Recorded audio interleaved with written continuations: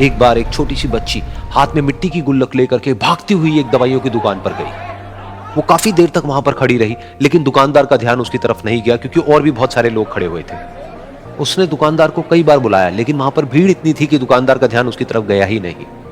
और फिर उस बच्ची को थोड़ा सा गुस्सा आया तो उसने अपनी मिट्टी की गुल्लक लेकर के वहीं काउंटर पर जोर से रख दी, जिसके बाद में जो दुकानदार था और जितने भी लोग खड़े थे वो सब उस बच्ची की तरफ देखने लग गए।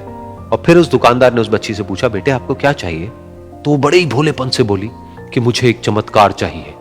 ये सुनकर के दुकानदार को कुछ समझ नहीं आया, ना ही वहां पर जो लोग थे उनको कुछ समझ में आया, और सब उसकी तरफ देखने लग गए। फिर दुकानदार ने बोला, बेटे चमत्कार तो यहां पर नहीं मिलता है।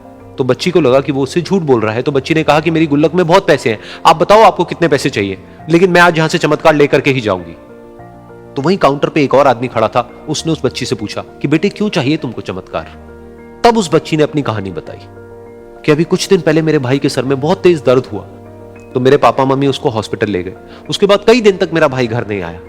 तो मैंने कई बार अपने पापा से पूछा, लेकिन उन्होंने मुझे कुछ नहीं बताया।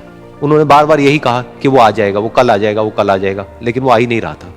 तो मैंने देखा कि मम्मी रो रही है, और पापा मम्मी को कह रहे थे कि उसकी दवाइयों के लिए और उसके इलाज के लिए जितने पैसे चाहिए उतने मेरे पास में नहीं है, अब उसको कोई चमत्कार ही बचा सकता है।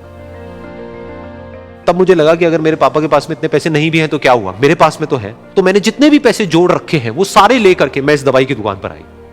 फिर उस आदमी ने उस बच्ची से पूछा, कितने पैसे हैं तुम्हारे पास में? ये सुनते ही उस बच्ची ने अपनी गुल्लक उठाई, जमीन पर फेंकी और तोड़ दी, और पैसे गिनने लग गई। बाकी सब लोग खड़े होकर के उसको देख रहे थे।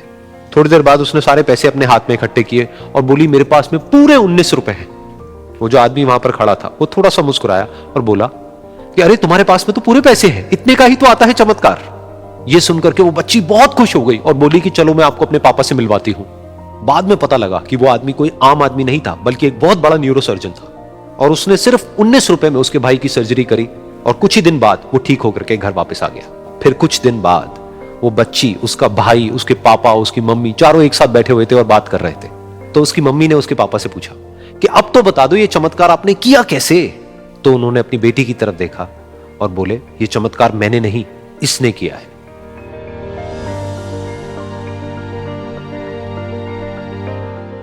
तो यहां पर एक बहुत बड़ी बात है जो हम उस छोटी सी बच्ची से सीख सकते हैं कि जिंदगी में कभी कभी ऐसा होता है कि हमको कोई रास्ता नजर नहीं आ रहा होता है और हम लोग हिम्मत हार जाते हैं। तब हमारे अंदर एक बच्चा होता है जो कोशिश करने से कभी भी पीछे नहीं हटता है।